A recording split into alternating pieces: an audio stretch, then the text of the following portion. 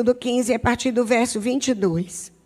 Fez Moisés partir a Israel do Mar Vermelho e saíram para o deserto de Sur.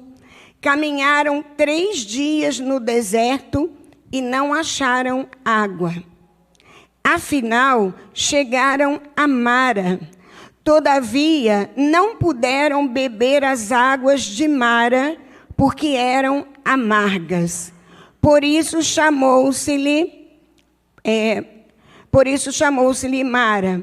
E o povo murmurou contra Moisés, dizendo: que havemos de beber? Então Moisés clamou ao Senhor, e o Senhor lhe mostrou uma árvore. Lançou a Moisés nas águas, e as águas se tornaram doces. Deu-lhes ali estatutos e uma ordenação, e ali os provou. E disse: se ouvires atento a voz do Senhor teu Deus, e fizeres o que é reto diante dos seus olhos, e deres ouvidos aos seus mandamentos, guardares todos os seus estatutos, nenhuma enfermidade virá sobre ti das que enviei sobre os egípcios, pois eu sou o Senhor que te sara. Então chegaram a Elim, onde havia 12 fontes de água e 70 palmeiras, e se acamparam junto das águas. Louvado seja o nome do Senhor. Eu não pedi para ninguém ficar em pé, porque nós vamos reler os versículos à medida que formos falando, e eu peço que os irmãos estejam atentos para não perderem aquela orientação que Deus nos deu.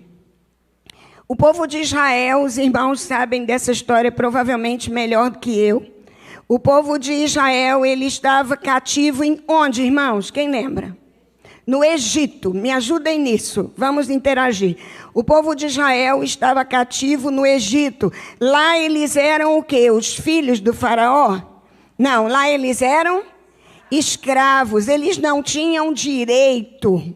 A comida era o que sobrava, a comida era pior, a água provavelmente também não era a melhor que eles tinham. E ali eles trabalhavam de forma muito sofrida. A partir dali, em determinado momento, o Senhor decretou a libertação daquele povo. E colocou Moisés adiante do povo, como os irmãos sabem. Eu estou contextualizando para a gente chegar em Mara. Então, o povo tinha saído do Egito depois de tantos anos de escravidão. E o povo, então, Deus disse que iria o quê? Orientá-los até que lugar? O ponto final seria Canaã, a terra que mana leite e mel. Mas ninguém disse que ia ser moleza. Só o Senhor deu a direção. Entre o Egito e até Canaã, eles já estavam com a terra garantida. A vitória estava garantida, mas eles teriam que ir lá, tomar posse da terra. Muitas bênçãos Deus já tem liberado sobre nós, mas precisa de uma parte aí que é nossa. E hoje a gente vai ver um pouquinho sobre isso. Então o povo viu a grande libertação do Egito. O povo saiu do Egito. Não eram mais escravos. Mas a gente sabe que muitos deles carregaram dentro de si o que vocês já sabem. A mentalidade de escravo. Porque só tirar o povo do Egito não é o suficiente. O Egito tem que sair do povo. Essa fala é antiga. Os irmãos já devem ter ouvido de muitos outros pregadores. E enquanto eu trabalhava ali pedindo oração ao Senhor, pedindo direção para esse texto, o Senhor falava comigo: algumas pessoas que irão lá ainda tem coisinhas no Egito. Deixaram alguma coisa para trás e estão presos naquele pontinho. São libertos, são novas criaturas, mas tem lá alguma situação. O Egito me lembra pecado. O Egito me lembra coisa que não é boa. E às vezes a gente vê uma pessoa que tem tudo para fluir no reino, tem tudo para fluir na presença de Deus e não consegue. E nós precisamos passar a nossa vida limpo hoje. Pedir ao Espírito Santo que faça isso. E perceber qual é a situação que pode estar te atrapalhando de fluir mais na presença do Senhor. Essa semana eu fiz contato com um determinado pastor e convidei para que ele fosse um dos pastores aliançados ao ministério. O ministério está se organizando numa nova etapa. E eu estou fazendo isso um a um, devagar, de acordo com o tempo de Deus. Quem Deus vai colocando no coração, a gente vai fazendo. E esse pastor, eu tive clareza do tempo dele. E liguei para ele e ele falou, eu vou orar e vou te dar a resposta. Como a resposta demorou um pouquinho, eu só mandei para ele hoje de manhã. Quando eu levantei, eu só mandei assim... uma palavra perguntando se ele já tinha o retorno para me dar. E ele me mandou um texto desse tamanho, dizendo que ele não estava bem para guerrear. Que tinham coisas na vida dele que ele precisava acertar. E Deus estava tratando com ele. Eu estou falando de um pastor, irmão, eu não estou falando de mim, de você, não. Eu estou tentando te mostrar que isso é possível a qualquer pessoa. Ter um momento de baixa, um momento em que não está bem, quem sabe até de pecado escondido. Que você não mostra para ninguém, mas você sabe que tem. E que precisa superar isso em nome de Jesus. E o povo saiu então dali como livres, não eram mais cativos, não estavam mais no Egito. E certamente eles levaram alimento dentro do que podiam, levaram água, e era uma numerosa multidão. Em determinado momento, esse povo começou a não encontrar água pelo caminho. A Bíblia fala num período de 3 dias. E aqui a gente tem algumas passagens bem proféticas nesse texto. Eles caminharam 3 dias e eles não acharam água. Jesus ressuscitou no 3º dia. E eles, depois de 3 dias, eles chegaram num lugar chamado Mara. Vocês estão aí comigo? Mara, a Bíblia diz que era um lugar de águas amargas. O nome Mara significa amargoso, amargura. E ali, então, era um lugar que eles estavam passando. Irmãos, Mara não era o lugar final. O lugar final era Canaã.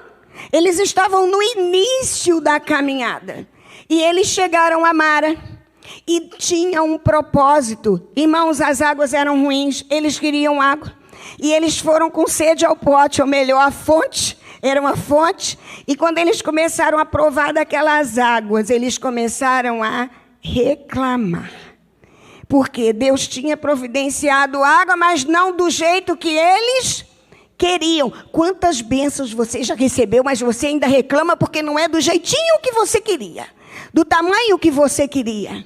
E aí a gente fica, às vezes, igual criança, né? Imaturos, fazendo o quê? Não é isso, Senhor. Deu pela metade, Senhor. E eu quero te lembrar que Deus não faz nada pela metade. Quando eu fico lembrando, né? Hoje o pastor estava lembrando o Dia dos Namorados.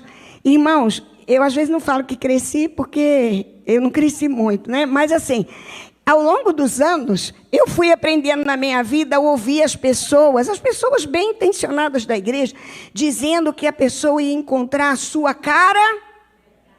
Pois é, e quem disse que Deus faz metade?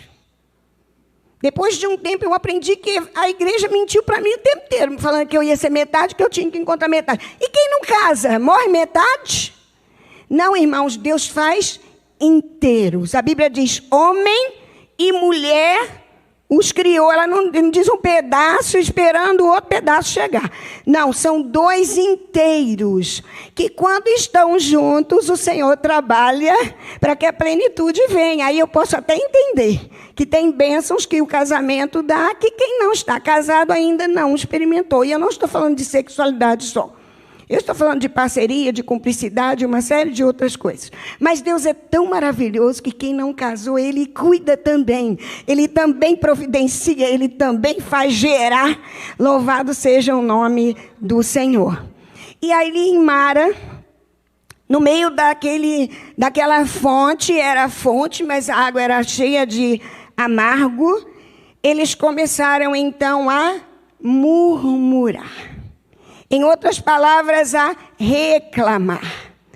Deus tem encontrado na minha boca e na sua boca bênção ou reclamação. Às vezes a gente está ali caminhando, como a irmã falou, o maior milagre foi hoje, quando eu abri os olhos, a irmã do louvor ministrou sobre isso. E logo na primeira situação desconfortável, parece que a gente esquece de tudo que o Senhor tem trabalhado até aquele dia. E é interessante que até um tempo atrás eu achava que o povo tinha ido por acaso para Mara.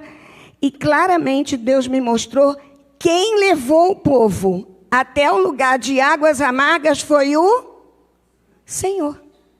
Ele estava conduzindo o povo. Moisés não tinha muita noção do caminho. Por isso tinha nuvem de dia e coluna de fogo à noite. Porque era Deus que dava a direção. Então, quem levou o povo a Mara foi o Senhor. E para quê, hein, irmãos? Ali, a Bíblia mais à frente, ela diz, nós lemos, e ali Deus provou. Alguns princípios Deus tinha que ensinar o povo em Mara, para que eles, a partir dali, passassem com uma ousadia maior. Mas parece que logo nas primeiras provas, eles apanharam um pouquinho, né? E eu comecei a estudar sobre as águas de Mara. E eu descobri algo que eu nunca tinha ouvido. De repente, todos os irmãos já sabem, o pastor também. Mas eu descobri uma curiosidade estudando sobre essas águas. As águas de Mara, alguém já leu por que elas eram amargas? Alguém já leu? Faz um sinalzinho para mim. Ninguém, né? Eu também não, irmãos. A gente começa a estudar e o Espírito de Deus vai trazendo luz e a gente vai entendendo. Alguns cientistas pesquisaram o teor dessa água. As águas de Mara são amargosas até hoje. Aqui a gente viu no texto que naquele momento eles clamaram, Moisés, eles reclamaram com Moisés. Eles se queixaram. E Moisés fez o quê? Clamou ao Senhor. É isso que o texto diz. Eles não clamaram ao Senhor, eles reclamaram com Moisés. E Moisés clamou ao Senhor.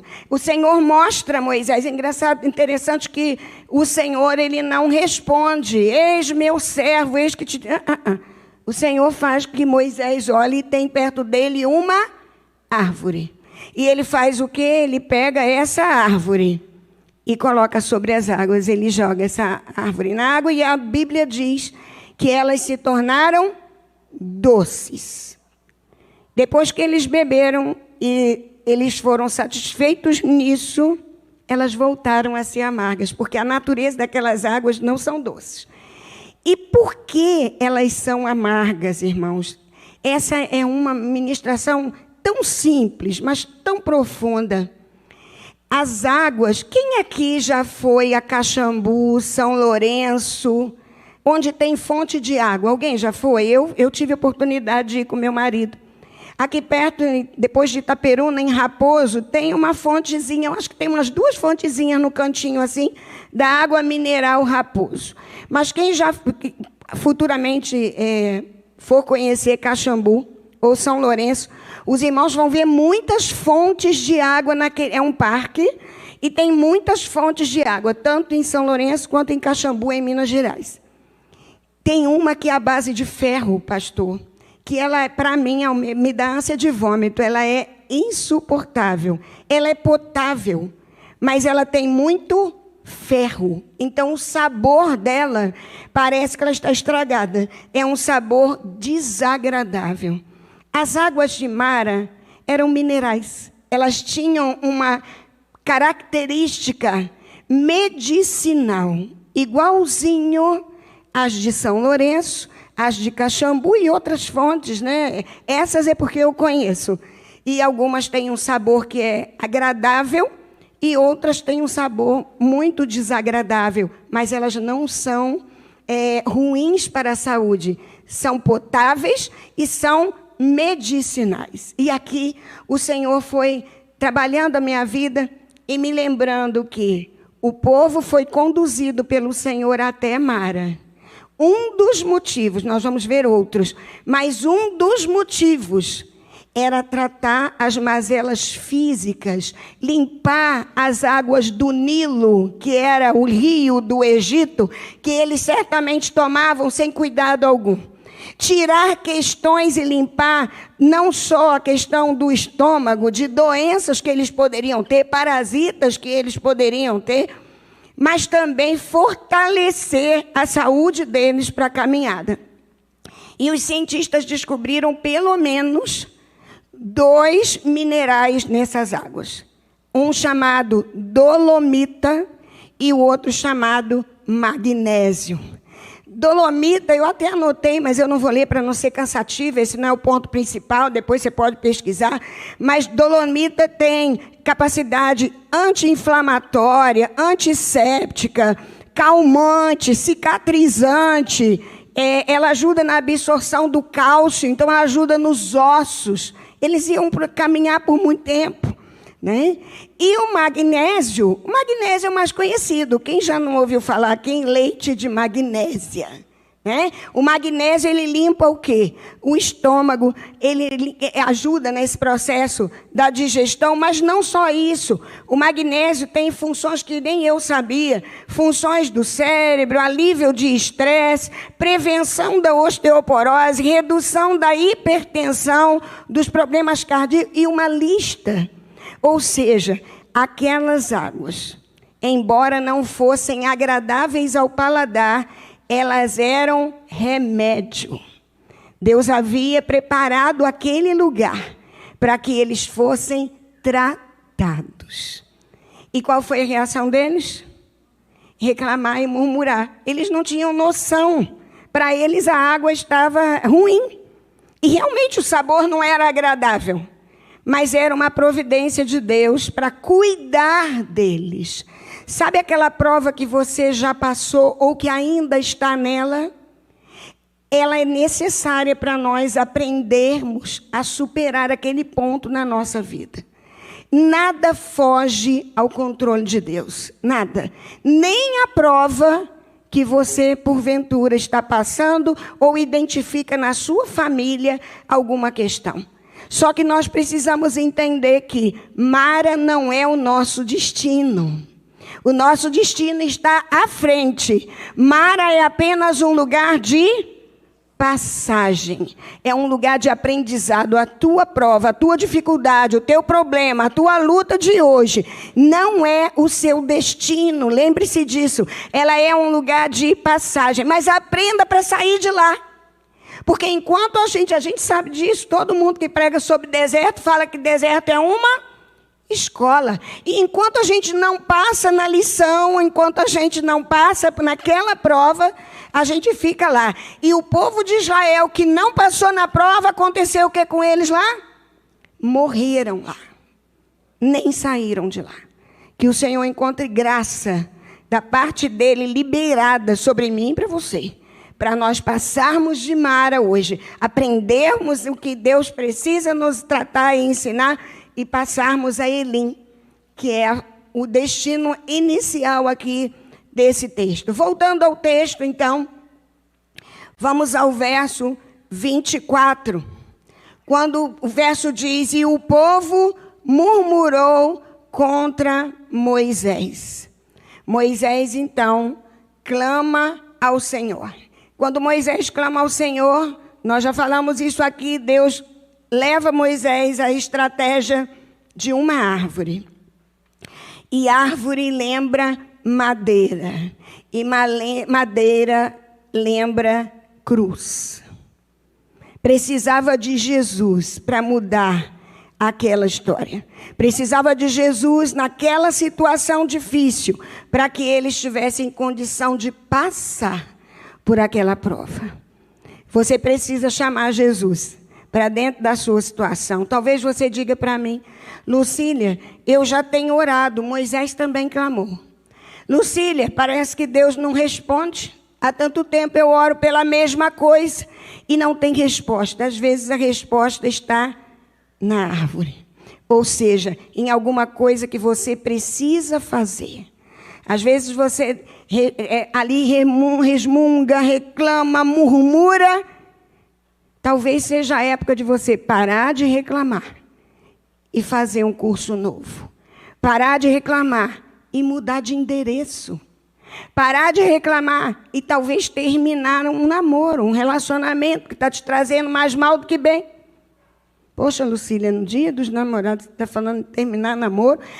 Irmãos, é a sua chance, porque terminar casamento é cruel demais e não é isso que Deus quer. É exatamente no namoro que a gente, às vezes, inventa a moda de enxergar o que Deus não disse e a gente amarga depois. E às vezes você está orando: Senhor, mostra a tua vontade. E o rapaz não muda, a menina não muda, e você continua orando. Senhor, mostra a tua vontade. Você quer que ele faça mais o quê? Se você ora e nada aconteceu. Outro dia uma pessoa falou comigo: não, eu tenho uma irmã que está muito doente, está com câncer, a gente está sofrendo muito com ela, mas eu creio que Deus vai curar. O que a irmã acha? Eu falei: eu tenho certeza que Deus tem poder para fazer qualquer coisa. Mas se a gente está orando e não tem aquela resposta que a gente gostaria de ter, a gente precisa entregar. E entender que quem é Senhor é Ele. Não sou eu nem você. Quem é Senhor é Ele. Se o seu filho ainda não saiu da confusão que você esperava e você fala: Senhor, onde eu errei? Para de perguntar ao Senhor onde errou. Continua orando, continua profetizando ali, quando ele nem estiver em casa, sobre a casa dele, sobre onde ele dorme, a cama dele, e entrega, entrega, entrega, entrega nas mãos daquele que pode todas as coisas. Verso 25, ali no verso 25, no meio de toda aquela situação, o Senhor transforma a água. E ele diz assim, a palavra diz: deu-lhes ali estatutos e uma ordenação, e ali os provou. A Bíblia não diz qual foi esse estatuto. Mas estatutos são normas, estatutos são regras. E um povo que acabou de sair da escravidão e se sente livre, eu acho que a última coisa que eles queriam era mais norma. Eles queriam viver do jeito deles. E ali Deus deu estatutos, porque princípios de Deus norteiam a nossa vida para uma vida mais saudável. E ali Deus entregou estatutos, direção. Estatutos era direção, em Mara, no meio das águas amargas. Verso 26, preste atenção, amado, verso 26. Se ouvires atento a voz do Senhor. Aqui tem uma aliança do Senhor com o povo. Mas a aliança tinha aí algumas condições.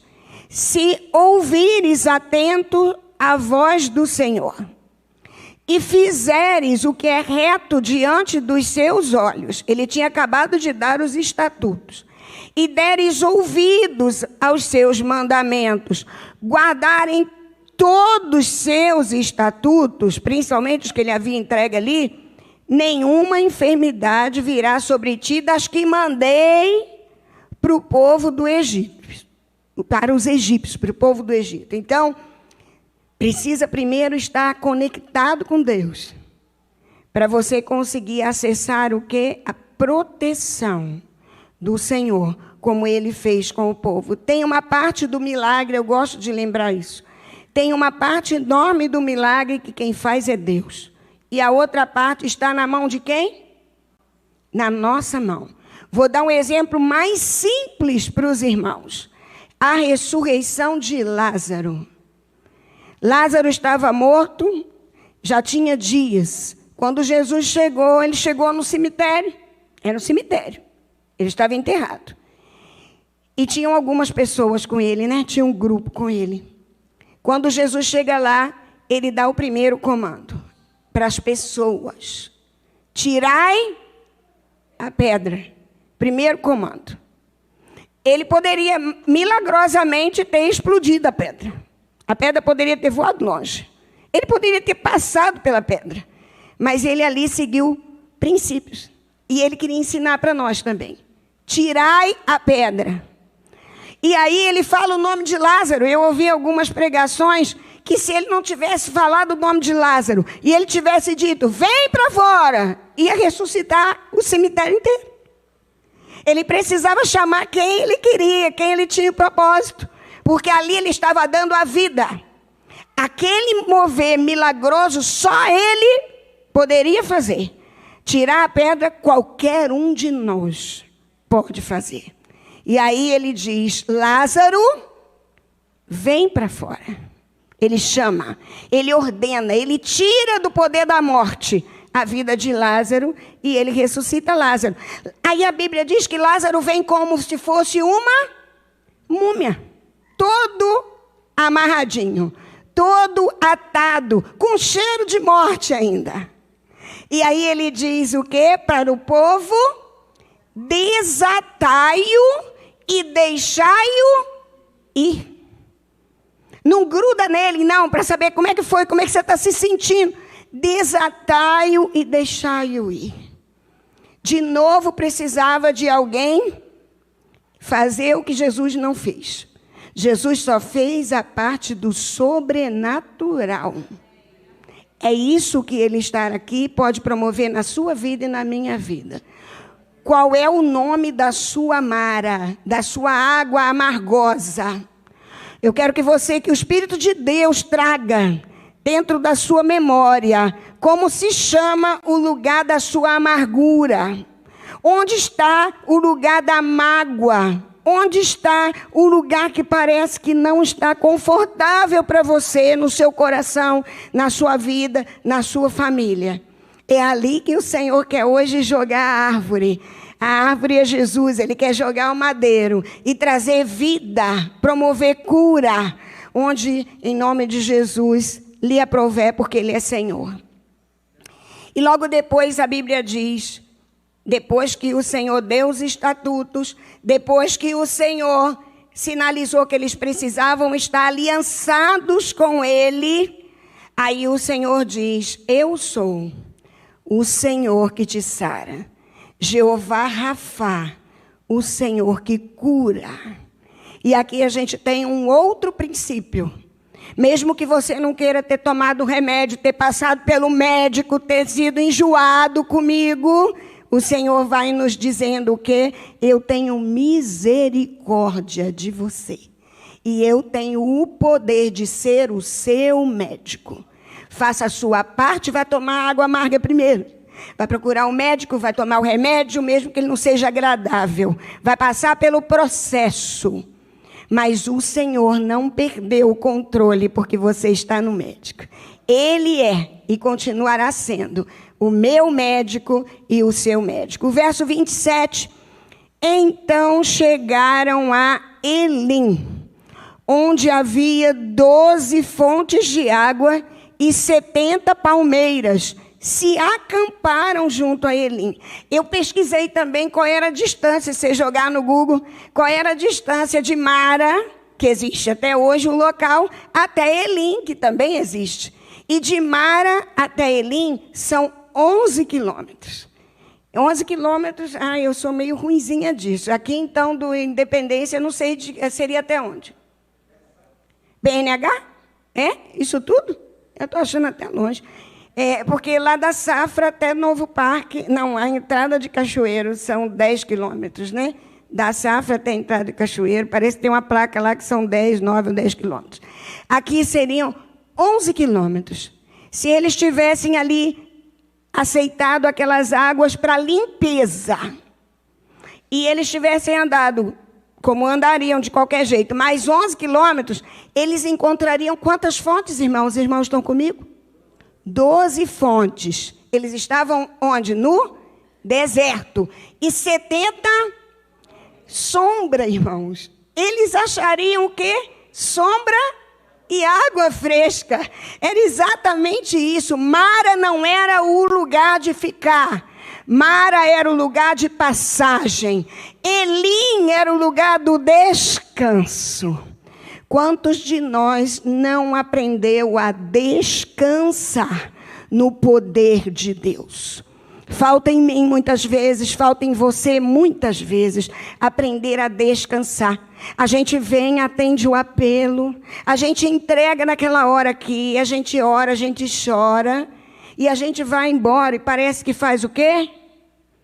Pega de novo e leva para casa o peso que era para ter deixado no altar, no lugar profético. Esse número 12, eu nem vou buscar os 70, que também tem o sentido profético. Mas eu vou buscar o 12. O 12 na Bíblia é o número do governo. Quando Deus começou a estruturar o povo, ele dividiu em quantas tribos? 12 tribos. Cada tribo tinha o seu líder. Quando eles foram espiar a terra lá, foi um de cada tribo, lembram? Então, eles eram os príncipes de cada tribo. Então, Deus organizou o povo. 12 é número de governo. No Antigo Testamento, eu diria que o exemplo melhor são as 12 tribos. No Novo Testamento, qual o exemplo melhor dos 12?